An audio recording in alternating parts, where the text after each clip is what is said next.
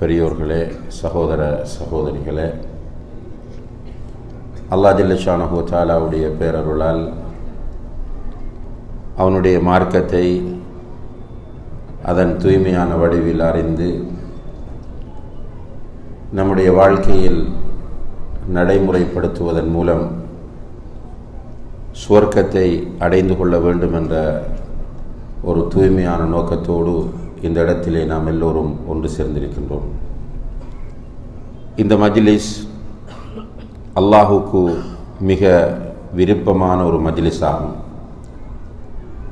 இவ்வாறான மஜ்லிஸ்களிலே உட்காரக்கூடிய மக்களுக்கு அல்லாஹு தஆலா மலக்குகளை சாட்சியாக வைத்து பாவ மன்னிப்பு வழங்குவதாக நபிகள் நாயகம் ஸல்லல்லாஹு அலைஹி வஸல்லம் அவர்கள் நன்மாராயம் சொல்லியிருக்கிறார்கள். அந்த பாக்கியத்தை அல்லாஹு தஆலா நம் அனைவருக்கும் தந்தருள்வானாக. அன்புள்ள சகோதர சகோதரிகளே, மறுமையை மறந்த மனிதர்கள் என்கிற தலைப்பில் சில முக்கியமான விஷயங்களை உங்களோடு இந்த சந்தர்ப்பத்திலே பகிர்ந்து கொள்ளலாம் என்று நினைக்கின்றேன். நாம் ஈமான் கொள்ள வேண்டிய 6 அடிப்படைகள் இருக்கின்றன. அர்கானுல் ஈமான் என்று குறிப்பிடுவோம். இந்த 6 அடிப்படைகளிலே மிக முக்கியமான பிரதானமான ஓர் அடிப்படை தான் மறுமையை ஈமான் கொள்ளுவது. அல் ஈமானு பில் யௌமில் ஆஹிர். மறுமையை ஈமான் கொள்ளாதவர்கள் காஃபிர்கள், இறை நிராகரிப்பாளர்கள் என்பதை அல் குர்ஆன் நமக்கு அடையாளப்படுத்துகிறது.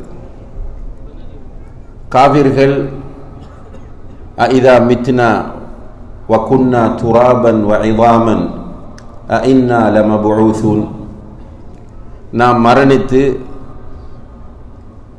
மண்ணோடு மண்ணாகிவிட்டால் அல்லது உக்கிப்போன எலும்புகளாக ஆகிவிட்டால் நாம் மீண்டும் எழுப்பப்படுவோமா என்கிற ஒரு ஆச்சரியமான கேள்வியை காஃபிர்கள் கேட்டார்கள் என்று அல்லாஹ் குர்ஆனிலே சொல்லி காட்டுகிறார்.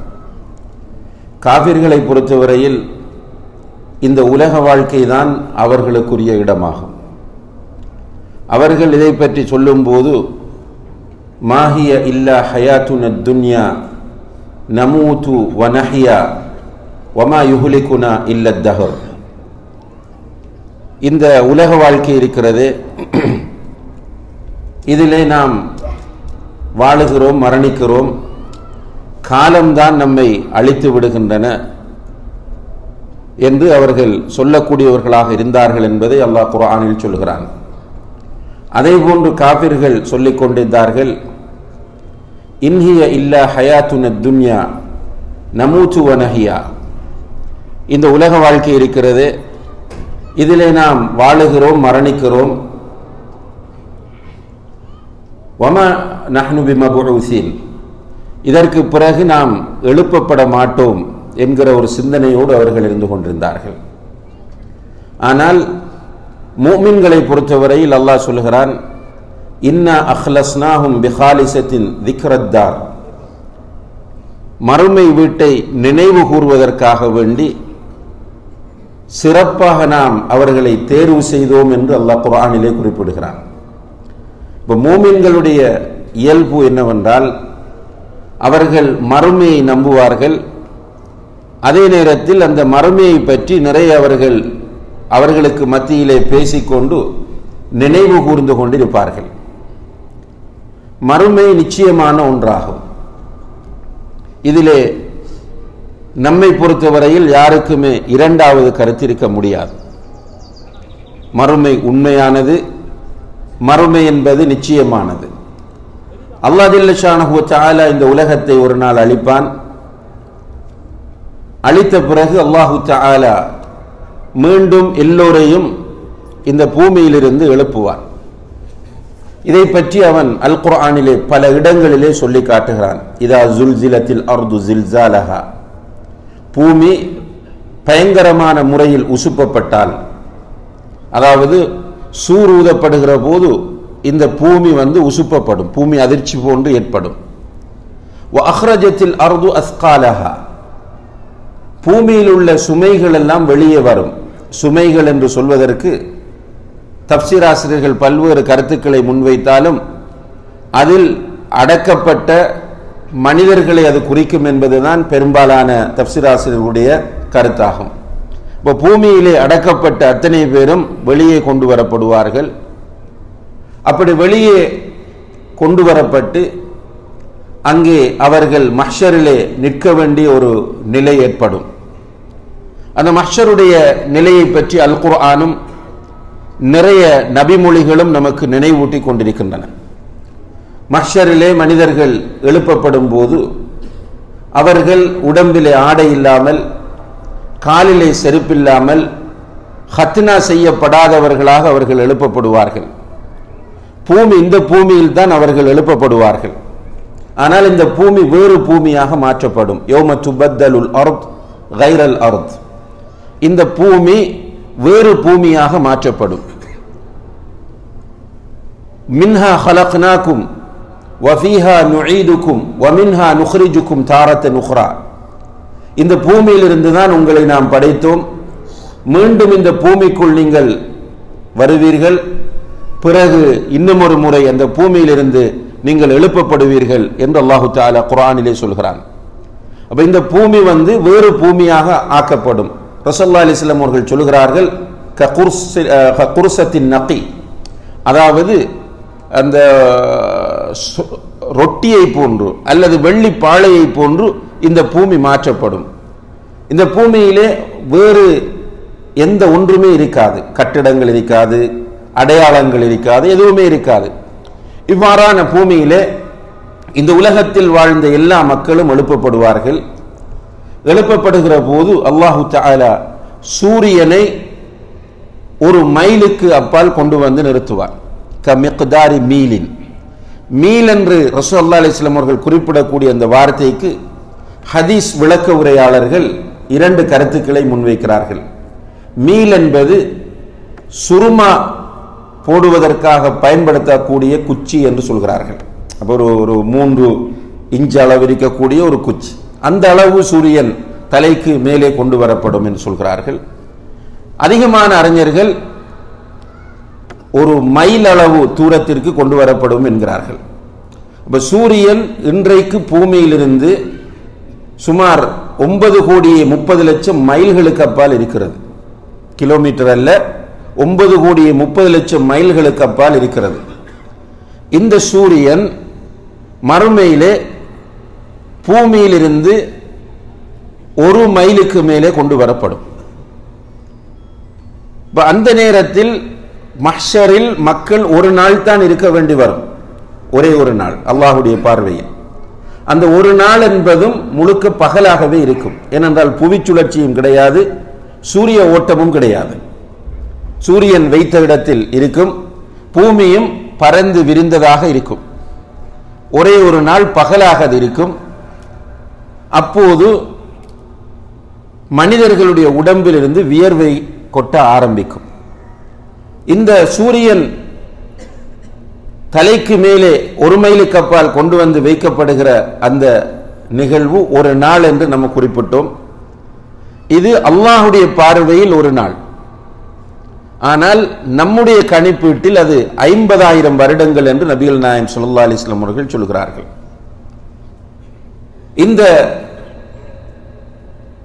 நிலையில் நிர்வாணமாக காலில் செருப்பில்லாமல் மக்கள் எல்லோரும் நிற்பார்கள். எல்லோருமே யா நஃப்சி என்று அவர்களை பற்றி மட்டுமே கவலைப்பட்டு கொண்டிருப்பார்கள். தங்களுடைய நிலைமைகளை அறிந்து கொள்வதற்காக வேண்டி அவர்கள் ஆசைப்பட்டு கொண்டிருப்பார்கள். இந்த நேரத்தில் என்ன செய்வது என்று தெரியாமல் தடுமாறக்கூடிய அந்த மக்கள் ஆதம் அலைஹிஸ்ஸலாம் அவர்களிடம் போய் தங்களுடைய நிலைமையை முறையிட்டு அல்லாஹ்விடம் பேசுமாறு சொல்வார்கள். ஆதம் அலைஹிஸ்ஸலாம் அவர்கள் மறுத்து விடுவார்கள். பிறகு ஆதம் அலைஹிஸ்ஸலாம் அவர்கள் நூஹ் அலைஹிஸ்ஸலாம் அவர்களிடம் போக சொல்லுவார்கள். நூஹ் அலைஹிஸ்ஸலாம் அவர்களிடம் மக்கள் வந்தால் நூஹ் அலைஹிஸ்ஸலாம் அவர்களும் நான் அதற்குரியவன் அல்ல, நீங்கள் இப்ராஹிமிடம் போங்கள் என்று அங்கே அனுப்பிவிடுவார்கள். இப்ராஹிம் அலைஹிஸ்ஸலாம் அவர்களிடம் போனால் அவர்களும் எனக்கு முடியாது அல்லாஹ்விடம் பேச, நீங்கள் மூசாவிடம் போங்கள் என்று சொல்வார்கள். மக்கள் மூசா அலைஹிஸ்ஸலாம் அவர்களிடம் போக அவர்களும் மறுத்து விடுவார்கள். அவர்கள் ஈசா அலைஹிஸ்ஸலாம் அவர்களை காண்பிப்பார்கள். மக்கள் ஈசா அலைஹிஸ்ஸலாம் அவர்களிடம் போனால் அவர்கள் சொல்லுவார்கள் நான் அதற்குரியவன் அல்ல, முஹம்மதிடம் போய் பாருங்கள் என்று. மக்கள் எல்லோரும் முஹம்மது ஸல்லல்லாஹு அலைஹி வஸல்லம் அவர்களிடம் வரும்போது அல்லாஹ்வுடைய தூதர் ஸல்லல்லாஹு அலைஹி வஸல்லம் அவர்கள் சொல்லுவார்கள் அனலஹா அனலஹா, நான் தான் அதற்குரியவன், நான் தான் அதற்குரியவன் என்று சொல்வார்கள். ஆனால் சொல்லிவிட்டு அவர்கள் அல்லாஹ்வோடு பேச மாட்டார்கள். ஏனென்றால் அல்லாஹு தஆலா சொல்கிறான், அல்லாஹ்வோடு மறுமையில் பேசுவதாக இருந்தால் அல்லாஹ்வுடைய அனுமதி வேண்டும். அல்லாஹ்வுடைய அனுமதி இல்லாமல் யாருமே அல்லாஹ்வோடு பேச முடியாது. எனவே அல்லாஹ்வுடைய தூதர் ஸல்லல்லாஹு அலைஹி வஸல்லம் அவர்கள் அல்லாஹ்வுடைய அர்ஷுக்கு கீழே சுஜூதில் விழுவார்கள். அல்லாஹு தஆலா நபிகள் நாயகம் ஸல்லல்லாஹு அலைஹி வஸல்லம் அவர்களை பார்த்து சொல்லுவான், யா முஹம்மத் இர்ஃபா ரஅஸக் இஸ்அல் துஅத வஷ்ஃபா துஷஃபா. முஹம்மதே, உன்னுடைய தலையை சுஜூதில் இருந்து தூக்கும், நீ கேள் தரப்படும், நீ ஷஃபாஅத் செய், உன்னுடைய ஷஃபாஅத் பரிந்துரை ஏற்றுக்கொள்ளப்படும் என்று சொன்னதும் நபிகள் நாயகம் ஸல்லல்லாஹு அலைஹி வஸல்லம் அவர்கள் தன்னுடைய தலையை சுஜூதிலிருந்து எடுத்து அல்லாஹ்விடம் பேசுவார்கள். கேள்வி கணக்கை ஆரம்பிக்குமாறு சொல்லுவார்கள். அதற்கு பிறகு கேள்வி கணக்கு இடம்பெறும். அந்த கேள்வி கணக்கை மேற்கொள்வது அல்லாஹ் தான். ரசூல் ஸல்லல்லாஹு அலைஹி வஸல்லம் அவர்கள் சொல்கிறார்கள், மா மின்கும் மின் அஹதின் இல்லா சயுகல்லிமுஹு ரப்புஹு லைஸ பைனஹு வ பைனஹு தர்ஜுமான். உங்கள் ஒவ்வொருவரோடும் அல்லாஹ் நேரடியாக பேசுவான், இடையிலே மொழிபெயர்ப்பாளர்கள் யாருமே இருக்க மாட்டார்கள். எல்லா மனிதர்களோடும் ரப்புல் ஆலமீன் நேரடியாக பேசுவான். ஃபலனஸ்அலன்னல்லதீன உர்சில இலைஹிம் வலனஸ்அலன்னல் முர்சலீன். தூதர்கள் அனுப்பப்பட்ட அந்த மக்களை நாம் கேள்வி கேட்போம், நிச்சயமாக கேள்வி கேட்போம். தூதர்களிடமும் நாம் கேள்வி கேட்போம், விசாரணை நடத்துவோம் என்று அல்லாஹு தஆலா சொல்லி காட்டுகிறான். எனவே அல்லாஹு தஆலா நேரடியாக எல்லோரோடும் பேசுவான். பேசிய பிறகு அவர்களுக்குரிய தீர்ப்புகள் வழங்கப்படும். நல்லடியார்கள் சுவர்க்கத்திற்கு செல்லுவார்கள், பாவிகள் காஃபிர்கள் நரகத்திற்கு செல்லுவார்கள். சுவர்க்கத்தில் உள்ள இன்பங்களை எல்லாம் அல் குர்ஆனும் சுன்னாவும் நமக்கு சொல்லுகின்றன. ரசூல் ஸல்லல்லாஹு அலைஹி வஸல்லம் அவர்கள் ரத்தின சுருக்கமாக சொன்னார்கள், ஃபீஹா மா லா ஐனுன் ரஅத் வலா உதுனுன் சமிஅத் வலா ஹதர அலா கல்பி பஷர்.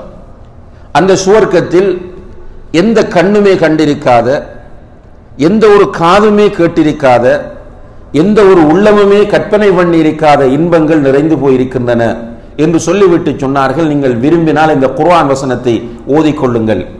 வலக்கும் ஃபீஹா மா தஷ்தஹி அன்ஃபுசுக்கும் வலக்கும் ஃபீஹா மா தத்தஊன். அந்த சுவர்க்கத்தில் உங்களுடைய மனம் ஆசைப்படுகிற அனைத்தும் கிடைக்கும்.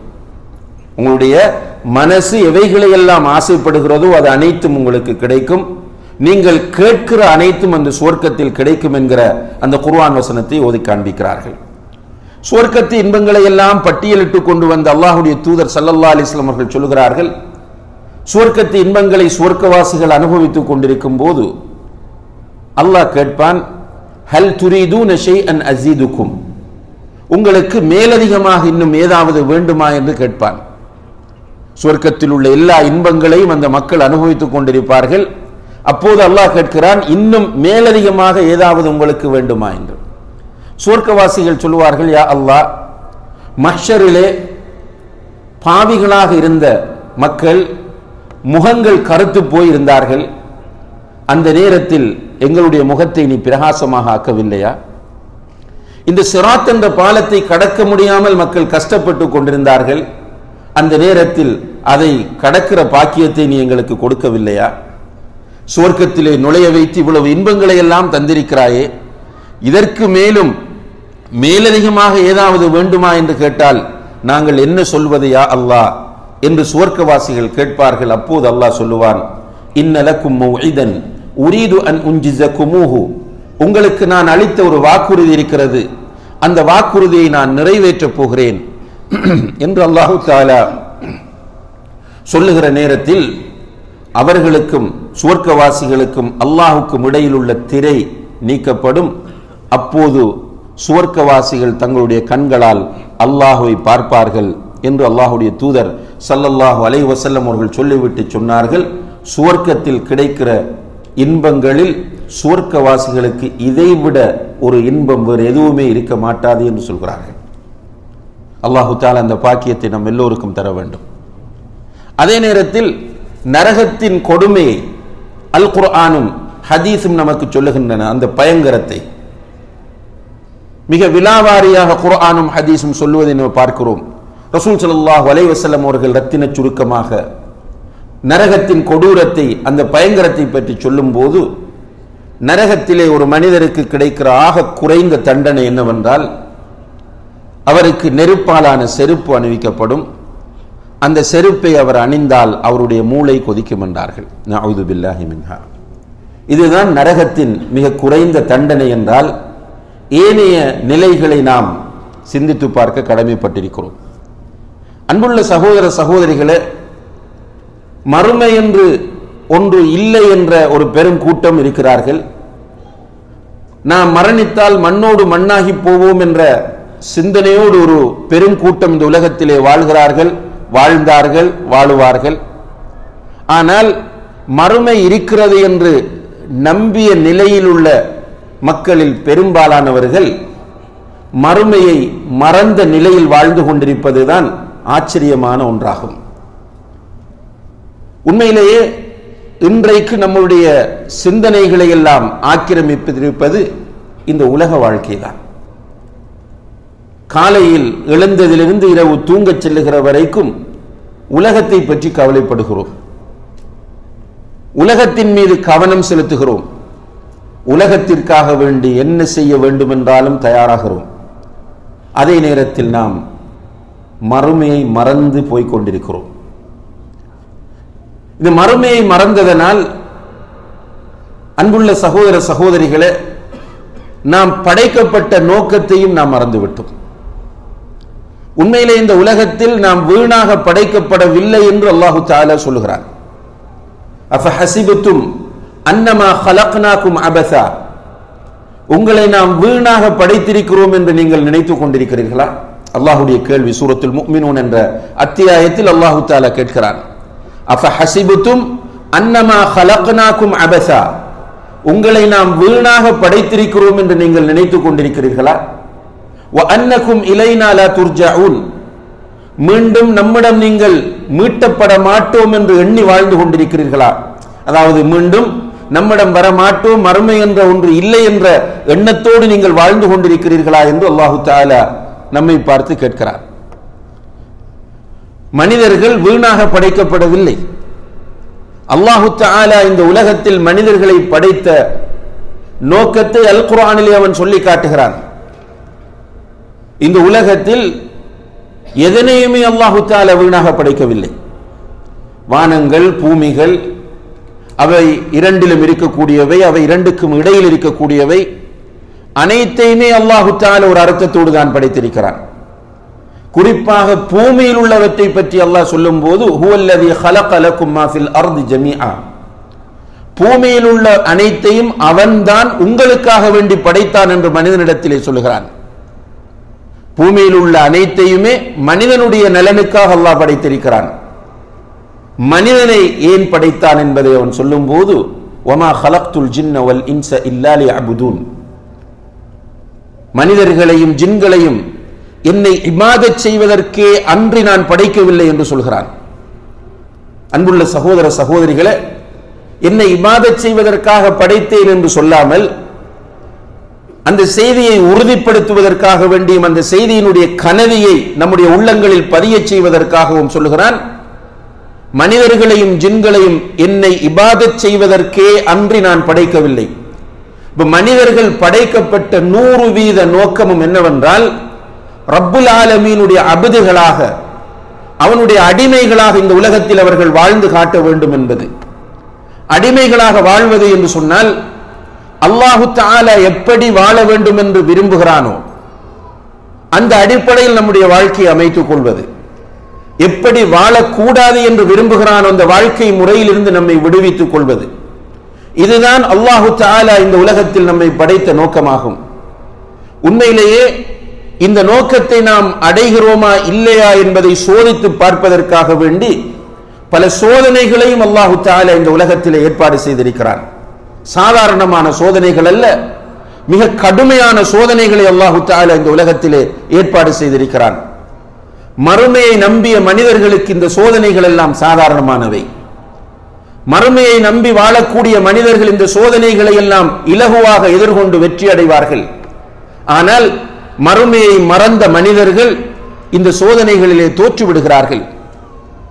பல் துஸிரூனல் ஹயாத்துத் துன்யா, நீங்கள் இந்த உலக வாழ்க்கையை தான் தேர்வு செய்கிறீர்கள். வல் ஆகிரத்து கைரும் அப்கா, ஆனால் மறுமை வாழ்க்கை தான் சிறந்ததும் நிரந்தரமானதும் என்று அல்லாஹு தஆலா சொல்கிறான். படைக்கப்பட்ட நோக்கத்தை மறப்பதற்கான அடிப்படை காரணம் மறுமை பற்றிய சிந்தனை இல்லாமல் இருப்பது. அல்ஹாகுமுத் தகாசுர், தகாசுர் என்ற சிந்தனை உங்களை பராக்காக்கி விட்டது என்று அல்லாஹ் குர்ஆனில் சொல்கிறான். தகாசுர் என்றால் அதிகமாக எல்லாவற்றையும் தேட வேண்டும் என்ற ஆசை. பொருளாதாரத்தை அதிகமாக தேட வேண்டும், உலகத்தை அதிகமாக தேட வேண்டும், செல்வாக்குகளை அதிகரித்துக் கொள்ள வேண்டும் என்ற அந்த சிந்தனை உங்களை பராக்காக்கி விட்டது. ஹத்தா ஜுர்துமுல் மகாபிர், நீங்கள் கபறுகளை சந்திக்கிற வரை. அன்புள்ள சகோதர சகோதரிகளே, அல்லாஹு தஆலா இங்கே பராக்காக்கியது என்று சொல்வது நாம் படைக்கப்பட்ட நோக்கத்தை விட்டு அந்த நோக்கத்திற்கு நாம் மீண்டு வர வேண்டும் என்றால் மறுமை சிந்தனை நம்மிடத்தில் வர வேண்டும் என்பதை ஹத்தா ஜுர்துமுல் மகாபிர் என்பதன் மூலம் சொல்லுகிறார். நபிகள் நாயகம் ஸல்லல்லாஹு அலைஹி வஸல்லம் அவர்கள் சொல்லுகிறார்கள், அக்ஸிரு மின் திக்ரி ஹாதிமில் லஸ்ஸாத், உங்களுடைய ஆசைகளையும் இச்சைகளையும் உடைத்தெறியக்கூடியதை நீங்கள் அதிகமாக நினைவுபடுத்துங்கள் என்றார்கள். உங்களுடைய இச்சைகளையும் ஆசைகளையும் உடைத்தெறியக்கூடியதை நீங்கள் அதிகமாக நினைவுபடுத்துங்கள் என்று சொன்னார்கள். இப்படி 3 தடவைகள் சொல்லிவிட்டு சொன்னார்கள், அல் மவுத், அதுதான் மவுத் என்றார்கள். மௌத்துக்கு பிறகு மறுமை இருக்கிறது. எனவே ஒரு மனிதன் மறுமையை நினைக்கிற போது அவன் படைக்கப்பட்ட நோக்கத்தை அவன் புரிந்து கொள்ள ஆரம்பிப்பான். அவன் படைக்கப்பட்ட நோக்கத்தை நிறைவு செய்வதற்கு அவன் முயற்சி செய்வான். உண்மையிலேயே மறுமையை மறந்ததனால், மறுமையை பற்றிய சிந்தனை நம்மிடத்திலே குறைந்து போனதனால் இன்றைக்கு உலகத்தின் மீது நமக்கு ஆசை கூடி நாம் ஒவ்வொருவரும் நம்மை சுயபரிசோதனை செய்து பார்க்கும் போது இந்த நேரத்தில் நான் மௌத்தானால் என்று நாம் நினைக்கிறோமா என்று கேட்டால் இல்லை. இப்படி இருக்கிற நிலையில் நான் மௌத்தாகிவிட்டால் என்னுடைய நிலை என்ன என்று நம்மிடத்திலே நாம் கேட்கிறோமா என்று கேட்டால் அந்த நிலை நம்மிடத்திலே இல்லை. நாளை என்ன செய்யலாம், நாளை மறுநாள் என்ன செய்யலாம், அடுத்த வாரம் என்ன செய்யலாம், அடுத்த மாதம் என்ன செய்யலாம், அடுத்த வருடம் என்ன செய்யலாம், இன்னும் 10 வருடங்களுக்கு பிறகு என்ன செய்யலாம், இன்னும் 50 வருடங்களுக்கு பிறகு என்ன செய்யலாம் என்பதற்கான திட்டங்களை தீட்டி அதற்காக நாம் இரவு பகலாக பாடுபடுகிறோமே தவிர அடுத்த கணம் நான் மௌத்தானால் என்கிற அந்த சிந்தனையிலிருந்து நாம் எல்லோருமே தூரமாகி கொண்டிருக்கிறோம். இதுதான் இன்று நம் மத்தியிலே இருக்கிற மிகப்பெரிய பிரச்சனையாகும். உண்மையிலேயே மனிதன், குறிப்பாக மோமின்கள், மரணத்தை மறுமையை மறக்காமல் அவர்களை நாம் மறுமையோடு தொடர்பாக வைத்துக் கொள்ள வேண்டிய தேவை இருக்கிறது. தஅவா செய்யக்கூடியவர்கள், தாயிகள் இந்த விஷயத்தை கூடுதல் கவனத்தில் எடுக்க வேண்டும். ரசூல் ஸல்லல்லாஹு அலைஹி வஸல்லம் அவர்கள் தன்னுடைய ஹுத்துபாக்களில், கண்ணியத்திற்குரிய சகோதர சகோதரர்களே, முக்கியமான ஒரு விஷயம் இது, தன்னுடைய ஹுத்துபாக்களில் இந்த உலக விவகாரங்களை பற்றி அதிகமாக அவர்கள் பேசவில்லை. வெள்ளிக்கிழமைகளில் அதிகமாக அவர்கள் பேசியது சூரத்துல் காஃப், காஃப் என்ற அத்தியாயத்தை. உம்மு ஹிஷாம் ரலியல்லாஹு அன்ஹா என்கிற பெண்மணி சொல்கிறார்கள், சூரத்து காஃப் என்கிற அத்தியாயத்தை நான் மனப்பாடம் செய்தது அல்லாஹ்வுடைய தூதர் ஸல்லல்லாஹு அலைஹி வஸல்லம் அவர்களுடைய வாயிலிருந்து கேட்டுத்தான். ரசூலுல்லாஹி அலைஹி வஸல்லம் அவர்கள் ஓதுவதை கேட்டு செவி வழியாகத்தான் அதை நான் மனனம் செய்தேன்.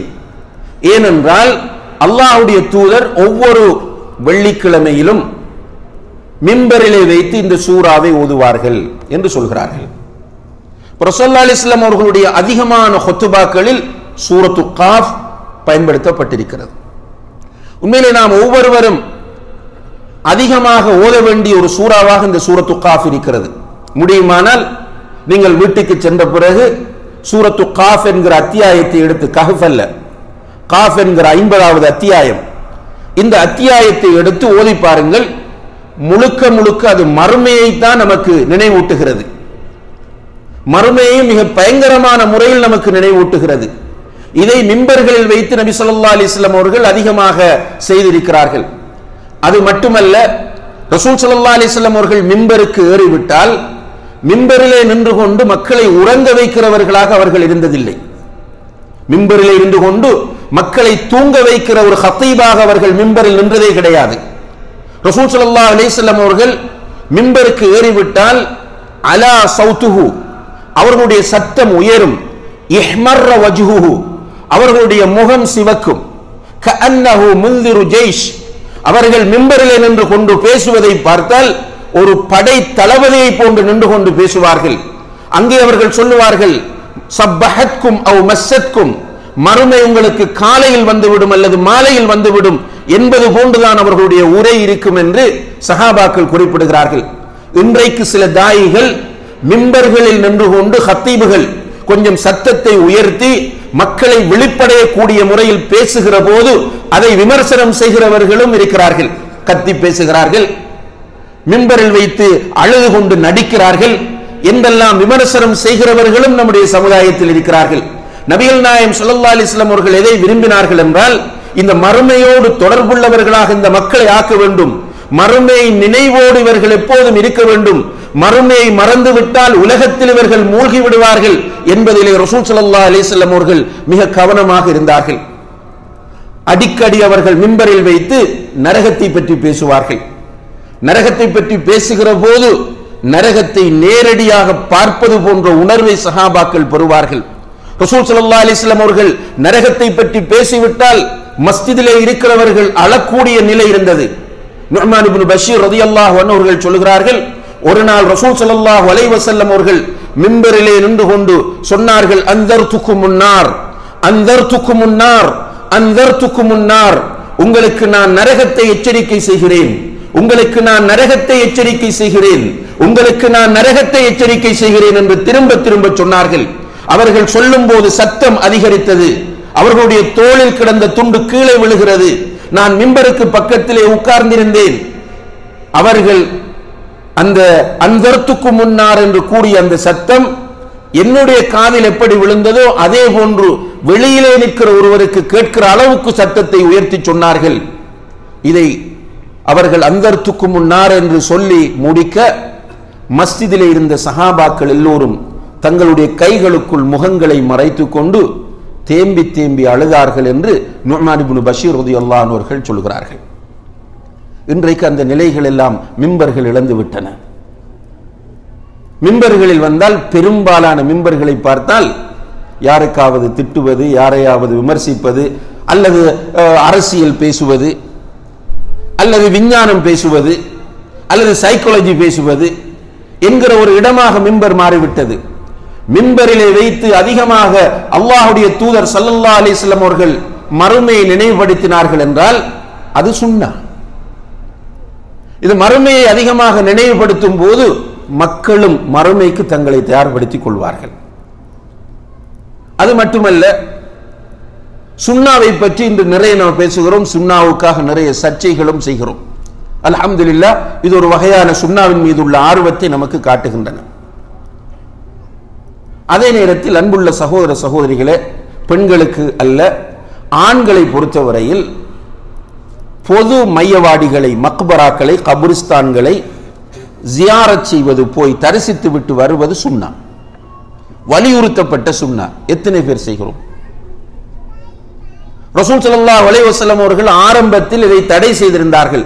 மக்கள் சிறுக்கில் போய் விழுந்து விடுவார்கள் என்கிற ஒரு அச்சத்தினால் இஸ்லாத்தின் ஆரம்ப கட்டத்திலே பொது மையவாடிகளுக்கு, பொது கபிரிஸ்தான்களுக்கு மக்கள் போய் வருவதை அவர்கள் தடுத்திருந்தார்கள். பிறகு சொல்கிறார்கள், குந்து நஹைதுக்கும் அன் ஜியாரத்தில் குபூர் ஃபஸூருஹா.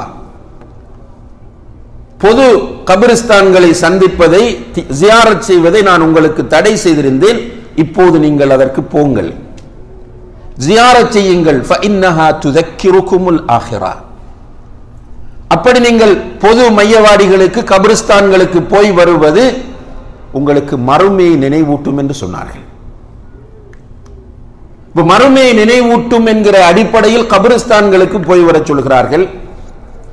ஜனாசாக்களிலே அதிகமாக கலந்து கொள்வதை ஆர்வப்படுத்துகிறார்கள். ரசூலுல்லாஹி அலைஹி வஸல்லம் அவர்கள் சொல்கிறார்கள், யார் ஒருவர் ஒரு ஜனாசாவை அதற்காக வேண்டி தொழுகை நடாத்தப்படும் வரை பின்துயர்ந்து செல்கிறாரோ அவருக்கு ஒரு கீராத் நன்மை கிடைக்கும் என்றார்கள். தொழுது விட்டு அடக்க ஸ்தலம் வரைக்கும் அந்த ஜனாசாவை யார் பின்துயர்ந்து செல்கிறாரோ அவருக்கு இன்னும் ஒரு கீராத் நன்மை கிடைக்கும். இரண்டிலும் கலந்து கொண்டால் 2 கீராத் நன்மைகள் கிடைக்கும் என்று சொன்னார்கள். சஹாபாக்கள் கேட்கிறார்கள், அல்லாஹ்வுடைய தூதரை கீராத் என்று குறிப்பிடுகிறீர்களே எதை என்று? ரசூலுல்லாஹி அலைஹி வஸல்லம் அவர்கள் சொன்னார்கள், ஒரு கீராத் என்பது ஒரு உஹது மலை அளவு என்றார்கள். அல்லாஹ் அக்பர். உஹது மலை அளவு என்றால் பெரும்பாலும் எல்லோரும் மதீனாவுக்கு போய் உஹதுக்கும் போயிருப்பீர்கள். உஹதிலே 2 மலைகள் இருக்கின்றன. ஒன்று உஹதில் இருக்கக்கூடிய ஒரு மலை குன்று, ஜபல் உருமாத் என்று சொல்வது. அது அந்த அம்பருகிற வீரர்கள் உட்கார்ந்திருந்த மலை குன்று. அந்த உஹது நிகழ்வு நடந்த அந்த ஏரியாவை சுற்றி ஒரு மலை தொடர் இருப்பதையும் பார்த்திருப்பீர்கள். ரசூலுல்லாஹி அலைஹி வஸல்லம் அவர்கள் இங்கே குறிப்பிடுவது அந்த மலை தொடரைத்தான். இவ்வளவு பெரிய ஒரு நன்மை ஒரு சாதாரணமான இபாதத்திற்கு கிடைக்காது. 2 உஹது மலை அளவு நன்மை என்று சொன்னால் மிகப்பெரிய நன்மை. இது எந்த கஷ்டமும் இல்லை, செலவு கிடையாது, தியாகம் கிடையாது, கஷ்டப்பட வேண்டிய அவசியம் கிடையாது, சிம்பிளாக போய் வரக்கூடியது. ஆனால் இவ்வளவு பெரிய நன்மை அந்த இபாதத்திற்கு சொல்லப்பட்டிருக்கிறது என்றால் அந்த இபாதத் அவ்வளவு முக்கியமானது என்பதை அது நமக்கு உணர்த்துகிறது. மையத்தை சுமந்து செல்லும் போது நம்முடைய சமுதாயத்தில் சில ஊர்களிலே சில துஆக்கள், திக்ருகள், கலிமாக்களை ஓதிக்கொண்டு வருவார்கள். இது ஒரு பெரிய சர்ச்சை. உண்மையிலேயே ஜனாசாக்களை பின்துயரும் போது இந்த கலிமாக்களையும் ஷஹாதாக்களையும் ஓதிக்கொண்டு செல்வது என்பது பித்அத். அப்ப என்ன செய்ய வேண்டும்? ஜனாசாக்களுக்கு பின்னால் மௌனமாக செல்ல வேண்டும். ஏன் மௌனமாக செல்ல வேண்டும் என்றால், அந்த மனிதன் அந்த ஜனாசாவை பின்துயர்ந்து போகிறான். ரசூலுல்லாஹி அலைஹி வஸல்லம் அவர்கள் அதிலும் ஒழுங்கை கற்றுத் தருகிறார்கள். ஜனாசாவை பின்துயர்ந்து செல்லக்கூடியவர் நடந்து செல்பவராக இருந்தால் ஒன்று ஜனாசாவுக்கு முன்னால் அதனோடு டச்சாக நடந்து செல்ல வேண்டும், அல்லது ஜனாசாவை தொடர்ந்து நடந்து செல்ல வேண்டும். வாகனத்தில் ஜனாசாவை பின்துயர்வதாக இருந்தால் ஜனாசாக்கு பின்னாடியே போக வேண்டும். ஜனாசா ஒரு ரோட்டில் போவது, நம்ம வேறொரு ரோட்டில் போய் பள்ளிவாசலை அடைவது, தொழுகின்ற இடத்தை அடைவது, அல்லது மக்பராவை அடைவது என்கிற நிலை சுன்னாவுக்கு மாற்றமானது. இப்படி ரசூல் ஸல்லல்லாஹு அலைஹி வஸல்லம் அவர்கள் ஒரு ஒழுங்கை கற்றுத்தந்து ஜனாசாவை பின்துயர்ந்து அமைதியாக போங்கள் என்று எதற்காக சொன்னார்கள் என்றால், இந்த மனிதன் பின்னாலோ முன்னாலோ அமைதியாக நடந்து செல்லும் போது இவனுடைய உள்ளத்தில் இந்த சுந்தூக்கில் இருப்பது, இவர்கள் தூக்கி செல்லக்கூடிய இந்த சுந்தூக்கில் இருப்பது நானாக இருந்திருந்தால், அல்லது நாளை, அல்லது அடுத்த வாரம், அல்லது அடுத்த மாதம், அல்லது சில வருடங்களுக்கு பிறகு என்னையும் இப்படியே தூக்கிச் செல்வார்கள் என்பதை அவன் நினைக்க வேண்டும்.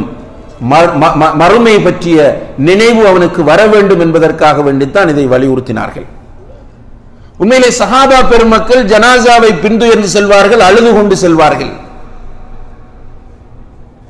ஜனாசா ஒன்று அடக்கப்படுகிறது என்றால் சஹாபாக்களுடைய முகத்திலே மிகப்பெரிய ஒரு சோகம் உண்டாகிவிடும், மிகப்பெரிய ஒரு பயம் அவர்களுடைய முகங்களை ஆக்கிரமித்துவிடும். யாருடைய வீட்டில் மரணம் இடம்பெற்றது என்று அடையாளப்படுத்த முடியாத அளவுக்கு அவர்களுடைய முகங்களிலே அந்த கவலையும் பயமும் இருக்கும். மக்பராக்களிலே உட்கார்ந்தவர்கள் அழுவார்கள். கபர்களை அவர்கள் தாண்டி செல்லக்கூடிய சந்தர்ப்பங்கள் வந்தால் தேம்பி தேம்பி அழக்கூடிய நிலையில் உஸ்மான் இப்னு அஃபான் ரலியல்லாஹு அன்ஹு போன்ற நபித்தோழர்கள் இருந்திருக்கிறார்கள் என்பதை எல்லாம் பார்க்கிறோம். ஆனால் இன்றைக்கு நம்முடைய நிலைமை என்னவென்றால், ஜனாசாவை பின்துயரும் போது திக்ருகளையும் கலிமாக்களையும் ஷஹாதாக்களையும் ஓதுவது பித்அத் என்று அடையாளப்படுத்தி இருக்கிறோம். அதை ஓத மாட்டோம். ஆனால் அமைதியாக செல்வதற்கு பதிலாக ஜனாசா செல்லுகிற போது வழியிலே சிரித்துக் கொண்டு பேசிக்கொண்டு போனிலே பிஸியாகி கொண்டு செல்லக்கூடிய நிலையை பார்க்கிறோம். கபரிஸ்தான்களுக்கு போனால் உண்மையிலேயே மிக பயங்கரம் நம்மை சூழ்ந்து கொள்ள வேண்டும். ரசூல் ஸல்லல்லாஹு அலைஹி வஸல்லம் அவர்கள் மக்பராவுக்கு போனால் டென்ஷன் ஆகி விடுவார்கள். சமுரா ரலியல்லாஹு அன்ஹு அவர்கள் அறிவிக்கிறார்கள், ரசூல் ஸல்லல்லாஹு அலைஹி வஸல்லம் அவர்கள் ஒரு நாள் ஒரு அன்சாரி தோழருடைய ஜனாசாவில், அல்லது பரா இப்னு ஆசிப் என்று நினைக்கிறேன், ரசூலுல்லாஹி அலைஹி வஸல்லம் அவர்கள் ஒரு ஜனாசா அன்சாரி தோழருடைய ஜனாசாவை அடக்கம் செய்வதற்காக வேண்டி போகிறார்கள். நாங்களும் அவர்களோடு சேர்ந்து போனோம். ஜனாசா கொண்டு போய் வைக்கப்பட்ட பிறகுதான் அங்கே கபர் தோண்டுவார்கள். அந்த காலத்தில் இருந்த முறை அது. ஜனாசா வைக்கப்பட்டிருக்கிறது, கபர் தோண்டப்பட்டு கொண்டிருக்கிறது. ரசூல் ஸல்லல்லாஹு அலைஹி வஸல்லம் அவர்கள் உட்கார்ந்திருக்கிறார்கள். அவர்களுடைய கையிலே ஒரு சின்ன குச்சி இருக்கிறது. அந்த குச்சியினால் அவர்கள் நிலத்திலே கீறுகிறார்கள். கொஞ்சம் முகத்திலே மாற்றம், டென்ஷனோடு நிலத்திலே கீறுகிறார்கள். கீழே பார்க்கிறார்கள், மேலே பார்க்கிறார்கள். இப்படி செய்து கொண்டிருந்த அல்லாஹ்வுடைய தூதர் ஸல்லல்லாஹு அலைஹி வஸல்லம் அவர்கள் திடீரென சொல்கிறார்கள், தஅவ்வது மின் அதாபில் கபர், இஸ்தஈது மின் அதாபில் கபர், இஸ்தஈது மின் அதாபில் கபர். கபருடைய வேதனையிலிருந்து அல்லாஹ்விடம் பாதுகாப்பு தேடுங்கள். கபருடைய வேதனையிலிருந்து அல்லாஹ்விடம் பாதுகாப்பு தேடுங்கள். கபருடைய வேதனையிலிருந்து அல்லாஹ்விடம் பாதுகாப்பு தேடுங்கள். அல்லாஹும்ம இன்னி அஊது பிக மின் அதாபில் கபர். யா அல்லாஹ், கபருடைய வேதனையிலிருந்து நான் உன்னிடம் பாதுகாப்பு தேடுகிறேன் என்று சொல்லி அங்கே உட்கார்ந்திருந்த மக்கள் மத்தியிலே ஒரு உருக்கமான முறையிலே ரசூலுல்லாஹி அலைஹி வஸல்லம் அவர்கள் சில விஷயங்களை பதிவு செய்தார்கள் என்பதை இந்த ஹதீஸில் நாம் பார்க்கிறோம். அப்போ மக்பராவுக்கு போனால் ஒரு பயம் நம்மை ஆட்கொள்ள வேண்டும். ஆனால் அந்த நிலைமையெல்லாம் இப்போது இல்லை. அதுதான் ஆச்சரியமான விஷயம். மறுமையை மறந்தவர்களாகவே எல்லா இடங்களிலும் இருக்கிறோம். மரண வீட்டுக்கு போகிறோம், மறுமையை மறந்து விடுகிறோம். விபத்துக்களை நேரடியாக பார்க்கிறோம், மறுமையை மறந்து விடுகிறோம். அனர்த்தங்களை நேரடியாக பார்க்கிறோம், மறுமையை மறந்து விடுகிறோம். ஜனாசாக்களை பின்துயர்ந்து செல்கிறோம், மறுமையை மறந்து விடுகிறோம். ஹுத்துபாக்களை கேட்டுவிட்டு வெளியே வருகிறோம், மறுமையை மறந்து விடுகிறோம். குடும்ப வாழ்க்கையிலே மறுமையை மறந்து விடுகிறோம். வியாபாரத்தில் மறுமையை மறந்து விடுகிறோம். சமுதாயத்திலே மறுமையை மறந்து விடுகிறோம். மறுமையை ஈமான் கொண்டிருக்கிற நாம், மறுமை என்ற ஒன்று நிச்சயமானது என்று நம்பி இருக்கிற நாம் மறுமையை மறந்தவர்களாக இன்று வாழ்ந்து கொண்டிருக்கிறோம் என்றால் உண்மையிலே நம்மை விட அறிவிலிகள் அல்லது துர்ப்பாக்கியசாலிகள் வேறு யாருமே இருக்க முடியாது. ஒரு பலவீனமான ஹதீஸ், ஆனால் கருத்து சரியானது. ரசூல் ஸல்லல்லாஹு அலைஹி வஸல்லம் அவர்கள் சொன்னார்கள், அல் கையிஸ், ஒரு புத்திசாலி யார் என்று கேட்டால், இந்த உலகத்திலே வாழ்பவர்களில் புத்திசாலி யார் என்று கேட்டால், மன் தான நஃப்ஸஹு வ அமில லிமா பஅதல் மௌத், தன்னிடத்திலே சுய பரிசோதனை செய்து தன்னை பற்றி அவன் அடிக்கடி தன்னிடமே கேள்வி கேட்டுக் கொள்வான். நீ இப்படி வாழ்கிறாயே, உன்னிடத்தில் தொழுகை இல்லை, உன்னிடத்திலே அல்லாஹ்வுடைய கடமைகளை பேணி நடக்கக்கூடிய நிலை இல்லை, அல்லாஹ் பார்த்து கொண்டிருக்கிறான் என்கிற உணர்வு உன்னிடத்திலே இல்லை, நீ ஹராமான காரியங்களிலே சாதாரணமாக ஈடுபட்டு கொண்டிருக்கிறாய், இபாதத்துகளிலே பொடுபோக்காக இருக்கிறாய், அநியாயம் செய்து கொண்டிருக்கிறாய், பொய் பேசுகிறாய், புறம் பேசுகிறாய், அவதூறு சொல்லுகிறாய், நீ மௌத்தானால் உன்னுடைய நிலைமை என்ன என்று தன்னிடத்தில் கேள்வி கேட்டு மௌத்திற்கு பிறகுள்ள வாழ்வுக்காக வேண்டி அமல் செய்கிறவன் தான் புத்திசாலி என்று நபிகள் நாயகம் ஸல்லல்லாஹு அலைஹி வஸல்லம் அவர்கள் குறிப்பிடுகிறார்கள். உண்மையிலே நாம் மறுமையை ஈமான் கொண்டு விட்டு அதை மறந்து வாழ்ந்தால் நம்மை விட நஷ்டவாளிகள் வேறு யாரும் இருக்க மாட்டார்கள். இன்றைக்கு கடமையான வணக்கங்களிலே பொடுபோக்காக இருக்கிறோம்.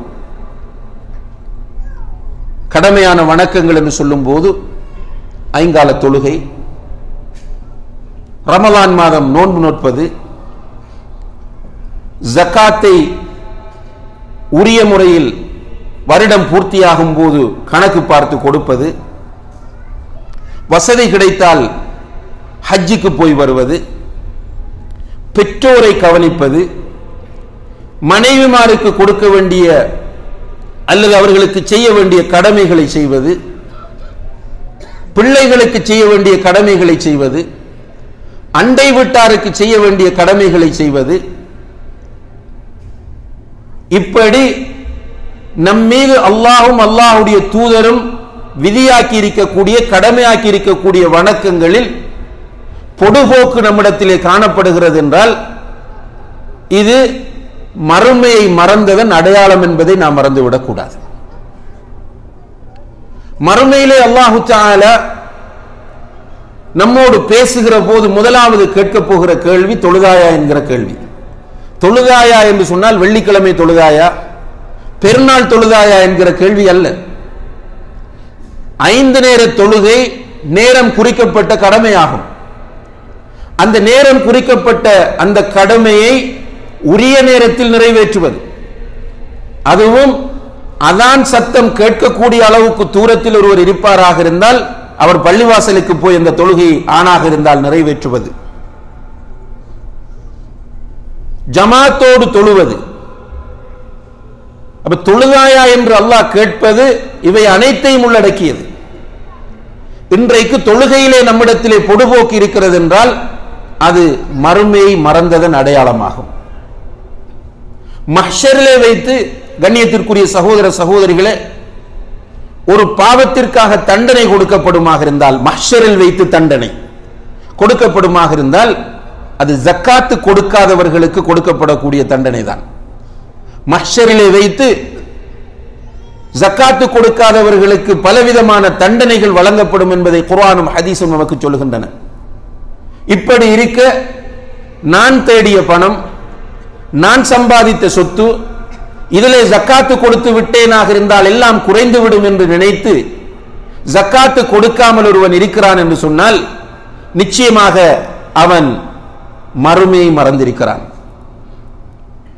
அல்லாஹ் ஜல்ல ஷானஹு தஆலா அல் குர்ஆனிலே ஒரு இடத்திலே சொல்கிறான், நரகத்திலே ஒரு சாரார் தூக்கி போடப்படுவார்கள்.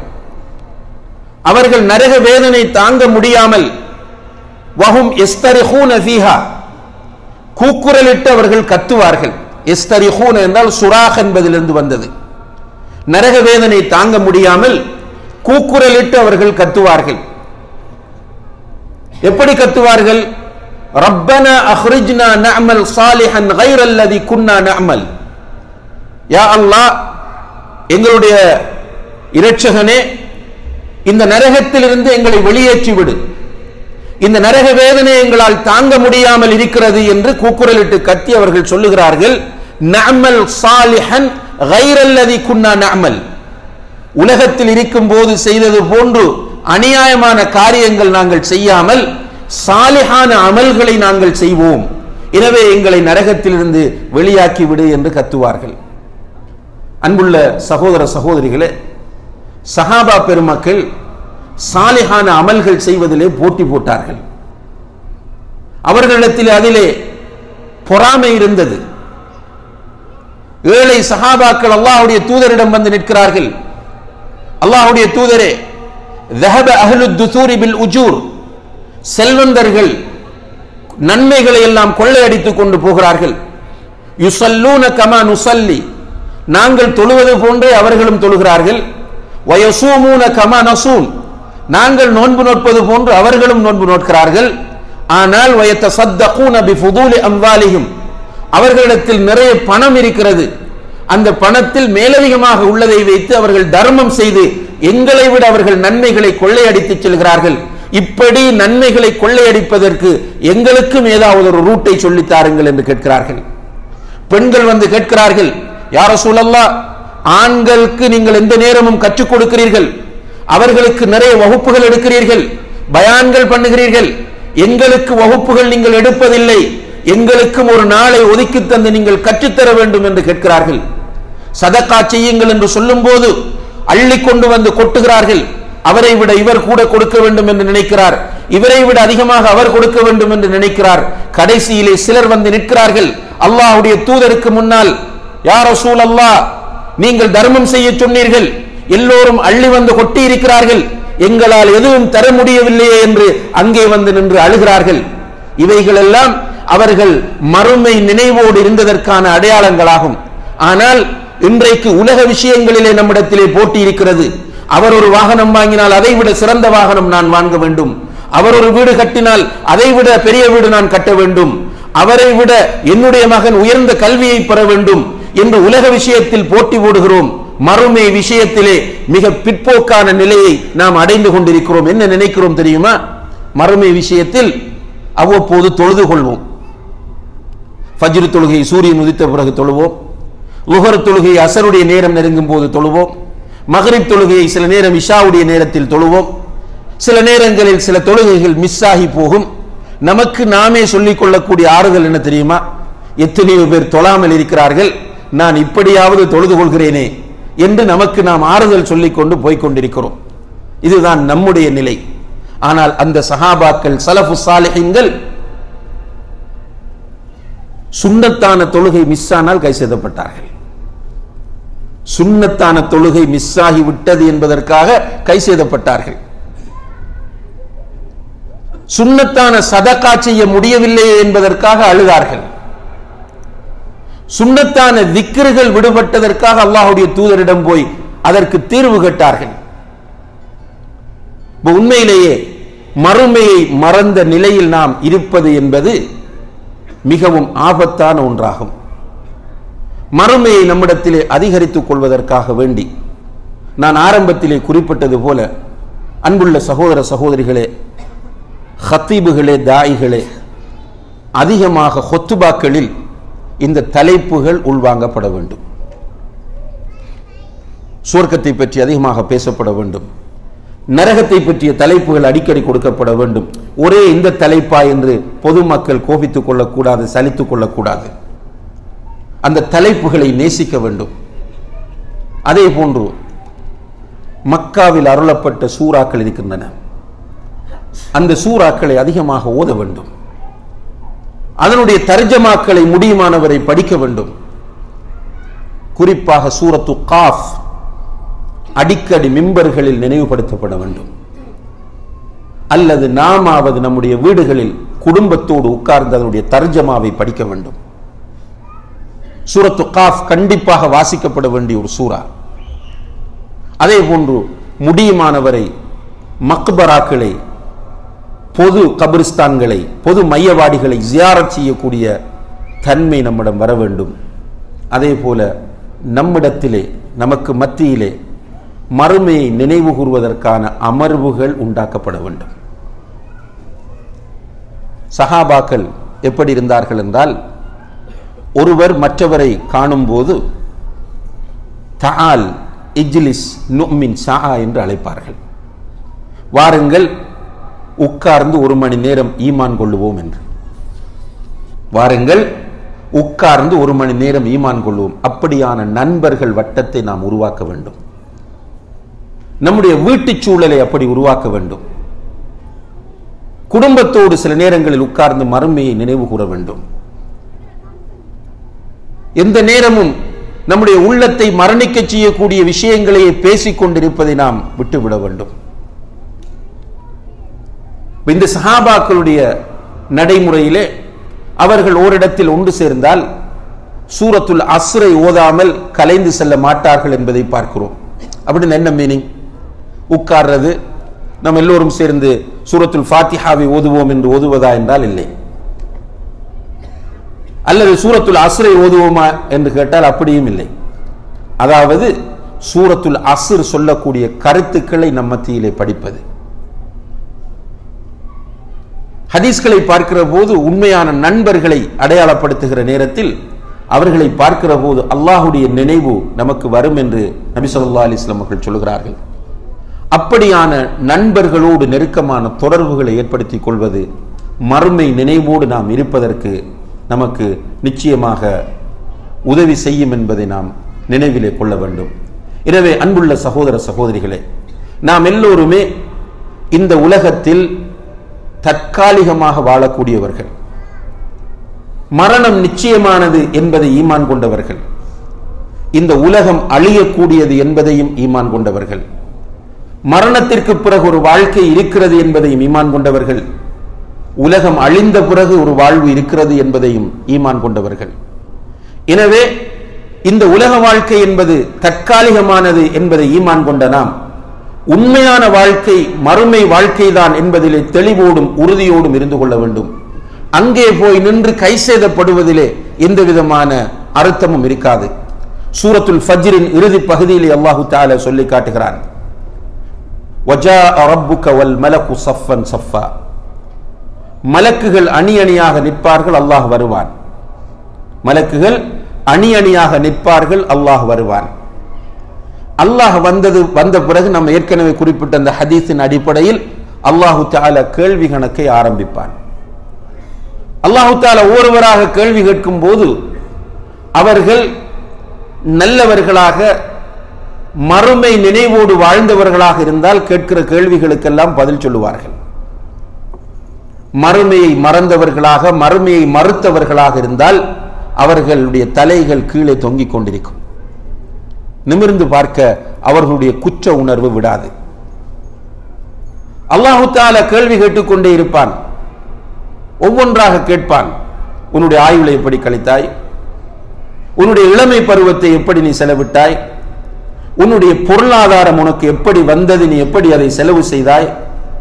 உன்னிடமிருந்த அறிவை கொண்டு நீ என்ன செய்தாய் என்றெல்லாம் கேள்வி கேட்கும் போது பதில் இல்லாத இந்த மனிதன் வலது பக்கம் பார்ப்பான். வலது பக்கம் அவன் செய்த அனைத்தும் கொண்டு வரப்படும். அதை பார்த்து அதிர்ச்சி அடைந்து இடது பக்கம் பார்ப்பான். இடது பக்கம் அவன் தேடியவை அனைத்தும் இருக்கும். இப்போது நிமிர்ந்து பார்ப்பான். மா யரா தில்கா வஜ்ஹிஹி இல்லன்னார், அவன் நிமிர்ந்து முன்னால் பார்க்கிற போது நரகத்தை தவிர வேறு எதனையும் பார்க்க மாட்டான். வஜாஅ ரப்புக வல் மலகு ஸஃபன் ஸஃபா வஜீஅ யௌமஇதின் பிஜஹன்னம், அந்த நாளில் நரகம் இழுத்து கொண்டு வரப்படும். ரசூல் ஸல்லல்லாஹு அலைஹி வஸல்லம் அவர்கள் சொல்கிறார்கள், நரகத்திற்கு 70,000 மூக்கணாங்கயிறுகள் இருக்கின்றன. 70,000 மூக்கணாங்கயிறுகள். ஒவ்வொரு கயிற்றிலும் 70,000 மலக்குகள் நின்று அந்த நரகத்தை இழுத்து வருவார்கள். இதை இந்த மனிதன் தன்னுடைய 2 கண்களாலும் பார்க்கும் போது அந்த நேரத்தில் கை செய்தப்படுவானாம். யா லைதனி கத்தம்து லிஹயாதி.